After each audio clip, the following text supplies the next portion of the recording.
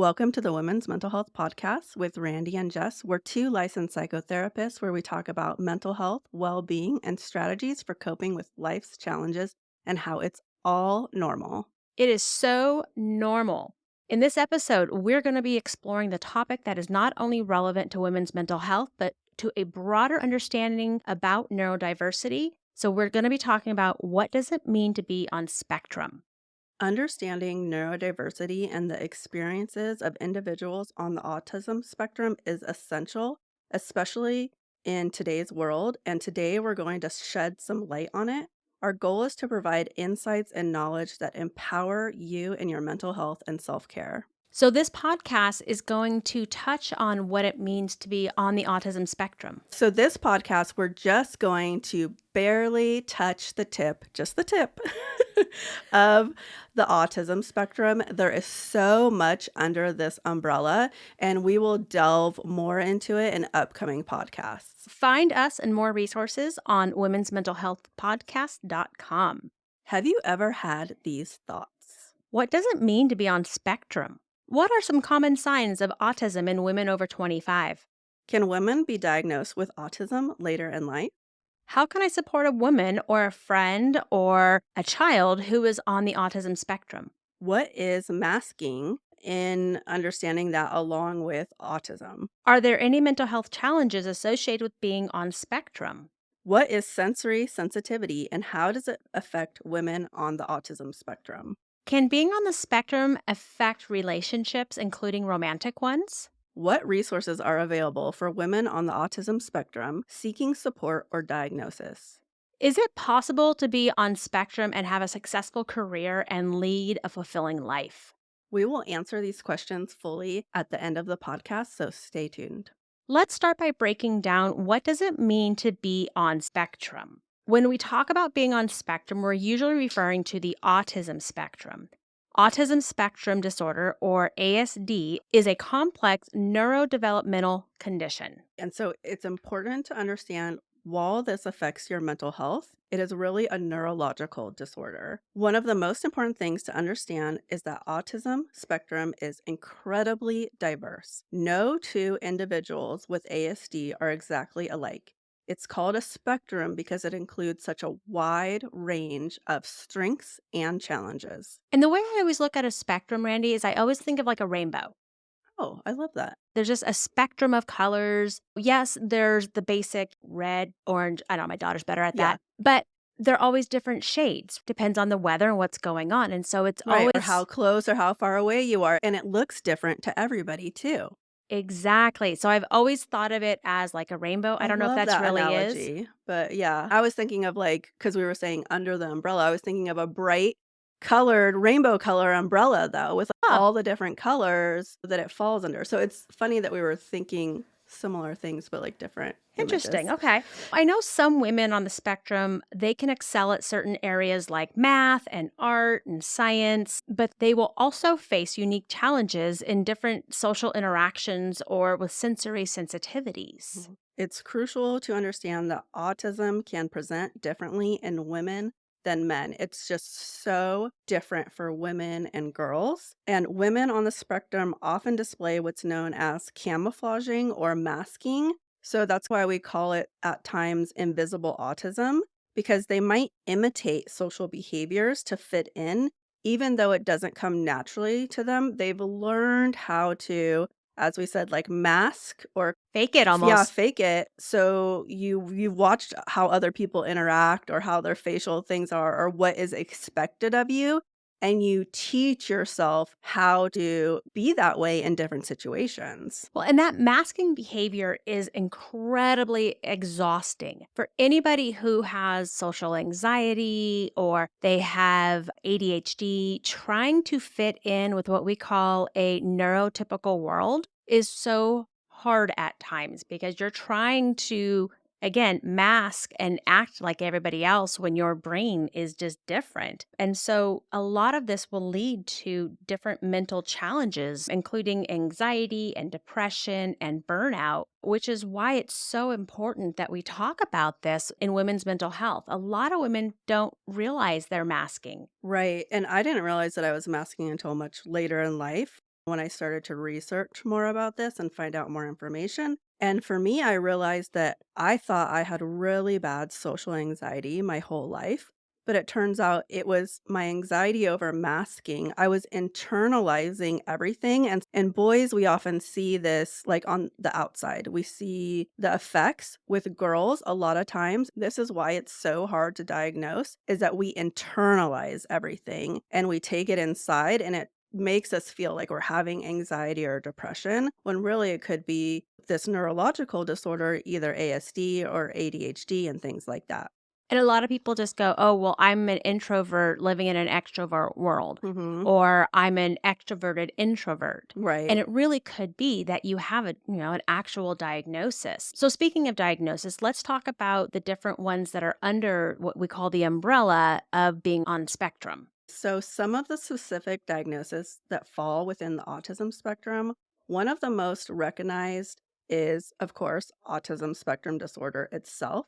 It's often, as we said, used as an umbrella term, but there are also many diagnoses that fall under that, like Asperger's syndrome, which is very commonly known, but actually it was retired as a diagnosis in 2013. Mhm. And it's characterized by difficulties in social interactions and communications, but without significant language delays that is often seen in other autism diagnoses. People with Asperger's may have intense interests, they hyperfocus on certain interests, and they excel in specific areas, maybe like you said, like math, art, or Get a lot of science. engineers when we were back in the Bay Mhm. Area, a lot of engineers who would have fallen under this Asperger's syndrome, back when it was an actual diagnosis. And real quick for those, I want to go through and talk about real quick when we talk about the umbrella. I know most people understand that, but I just want to explain it just in case because sometimes we just start rambling. The idea of the umbrella, like Randy was talking about, she imagined us opening up this umbrella with all this rainbow. It is everything that would be underneath that. So imagine spectrum as like an Yeah. arch, and then it's everything that kind of falls underneath it. Mhm. So that's what we mean when we say opening up the umbrella piece. So, another diagnosis that you can find under the umbrella of autism spectrum is pervasive developmental disorder. And this is used when an individual doesn't meet all the criteria for ASD, but still displays some symptoms and challenges related to social interaction, delayed communication, or behavior developments. I'm sidetracking now. You often joke about how you think you might be autistic. Oh, yeah, I don't really joke about it, but yeah, Not I've joke, but not been formally, I mean, I do kinda joke about it, but Jess thinks that I am under the autism spectrum. I have not been formally diagnosed, but I do feel even as a therapist, because there's like we said, there's so many nuances within these things, and like stigmas. and stigmas, and ADHD and autism can also mimic each other and other things. So it's very hard sometimes to pinpoint, am I this? Am I that? And putting ourselves into a box, a labeled box. And I don't love labels, Nope. but unfortunately, that's That's the way our society right. is, and that's the way the medical field is that we have to have a label, which I think the labels are hard as well. And then there's childhood disintegrative disorder, CDD, which is a rare diagnosis within the spectrum.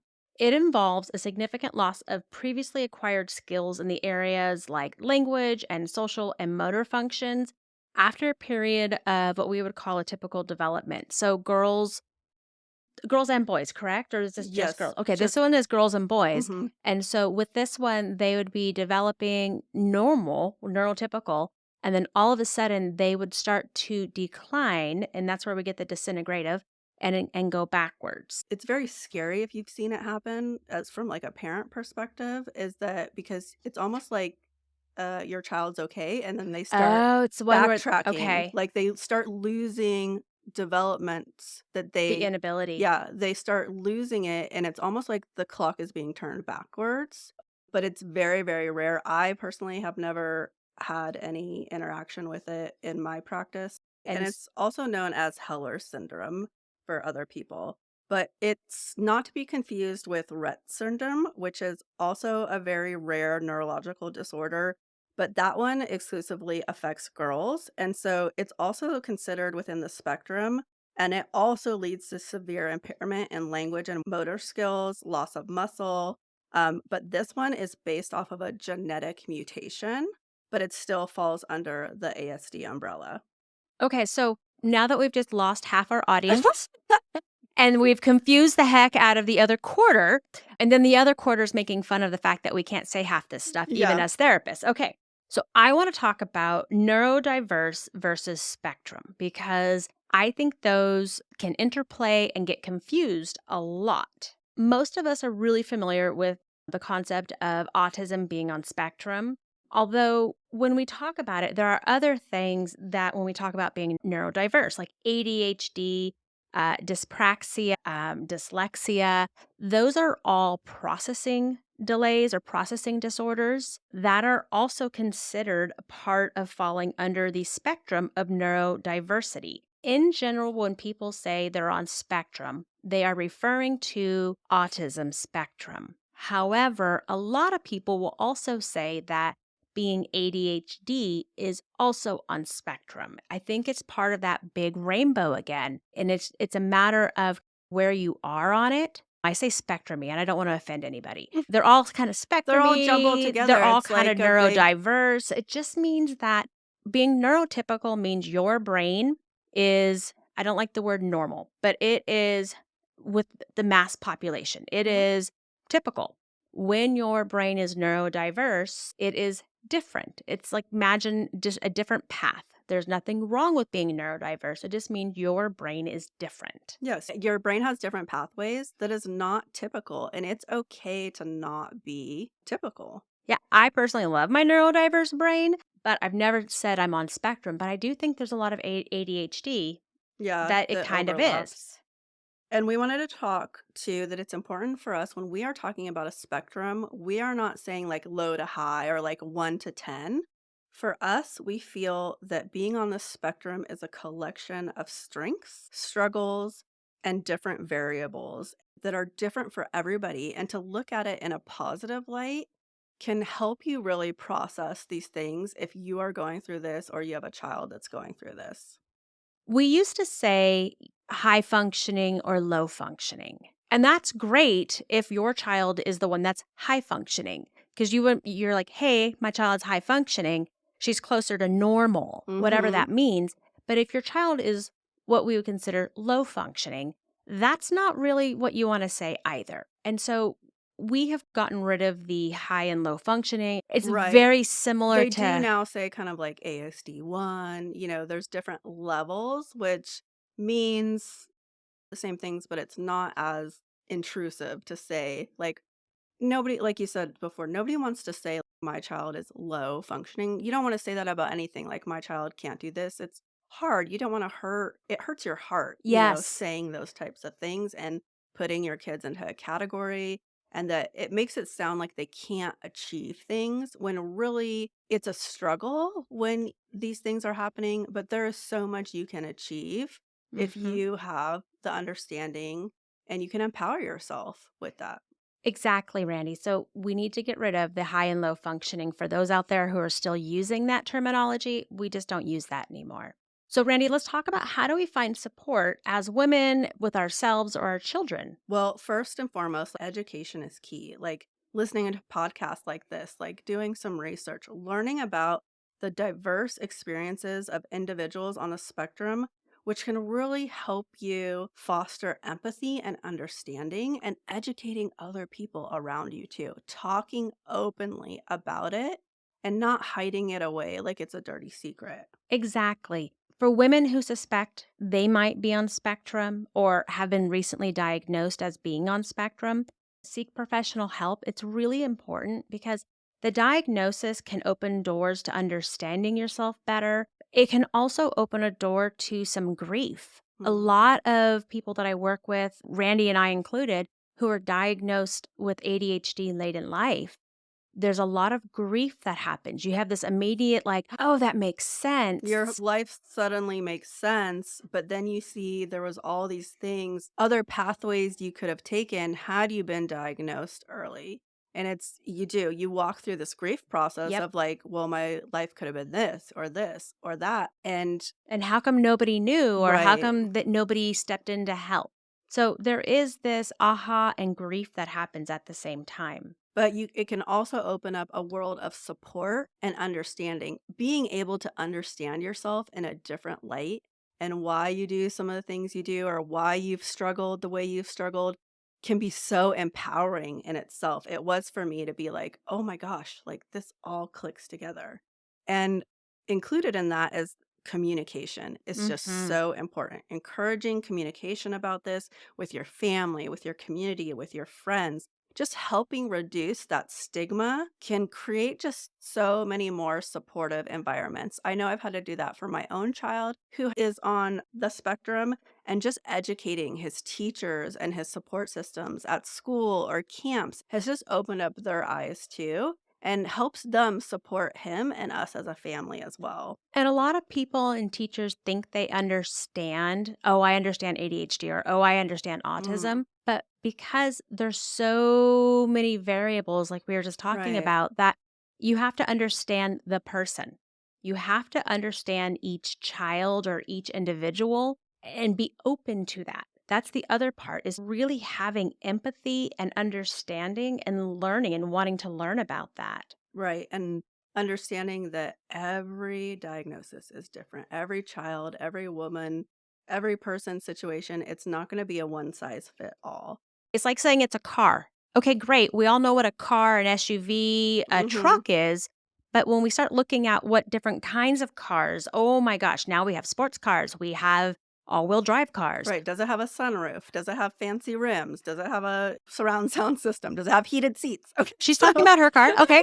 So it just means getting better understanding. And so, in addition to that, I really want to encourage you to get self care. We talk about this all the time. mhm. Women on spectrum often have very unique sensory needs and may benefit from self care routines that cater to those sensitivities. Taking time for self compassion and self acceptance is so important. Yeah, sound is a big trigger for me Oh, too. I'm very reactive to sounds, especially if it's the end of the day and I'm tired or hormonal or things like that. So for me, I needed to invest into earbuds, like my AirPods that could what about noise those? canceling. What about those loops? Have you seen those loops that they have? I Mm-mm. have people that swear by loops. They're just these they look like earbuds or Uh-huh. earpods, but they have these little circles on them and they have different types based upon what you need. They're called loops and they have them on Amazon. There's Oh, an I'll have actual to look into website. them. But yeah, because like I needed to be able to take some time if sound was getting overwhelming Mhm. to cancel out the noise around me just to calm down and center myself. So it's little things like that that can make a whole difference where then I wasn't being so reactive to my family after that if like noise was setting me off. I'm kind of over here giggling. I don't know if you can hear me, but one of the things I'm laughing about is that I can't stand the feeling of microfiber towels. Oh, The feeling of it just creeps my me daughter is out. like that with ceramics, like the chalky feel of like Oh. a ceramic, like an unpainted like ceramic, or she's like even to me like don't even touch that. If we're like at Michael's or the craft store or something, and sometimes she'll pick stuff up and be like, "Oh my god," like put it down. But so I understand that. And it's so funny because even being ADHD, I'll walk through the store and I have to touch all the materials. Mhm. I always gotta touch stuff until I find the silk one that really grosses me out. There's, like, this silk feeling that I can't handle, and then I'm Mm. like and I'm making weird faces. So, Yeah. again, is ADHD on spectrum? It's kind of a spectrumy thing if we're gonna use that kind of terminology, so maybe. Yeah. It could be. I also wanna encourage people to reach out for their community and connect with others to find out if there's others that have a similar experience. Honestly, once you get on Reddit, be careful, but once you get on Reddit, Rabbit hole. I know the rabbit hole and sometimes they're mean, but you can start reading other people who will be open and talk about stuff and you're like, "Oh, I thought that was just me." Yeah, connecting with others who share those experiences can really provide that sense of belonging and reduce feelings of isolation. And I find that too when I open up to friends or family about this and they're like, oh my gosh, I've been experiencing this too. And you immediately it feels like a weight is being lifted off your shoulders that you have that connection and you can talk about what you're going through. And so forging that community and connection is huge and feeling supported. So, when we talk about the autism spectrum, it's important to remember that it's not a one size fits all concept, Randy was saying. Each individual with ASD has a different, unique profile of strengths and challenges, and they may receive different diagnoses within the spectrum based upon their specific characteristics and needs. And the point in understanding this is also having respect about these differences and promoting inclusivity and promoting that support and getting those accommodations for individuals on the spectrum. All of this is so helpful when you are diagnosed. So that wraps up today's episode of Women's Mental Health Podcast. We hope this discussion has shed some light on what it means to be on the spectrum, especially for women who are navigating their mental health. Remember, embracing neurodiversity and fostering understanding can contribute to improved mental well being and self care.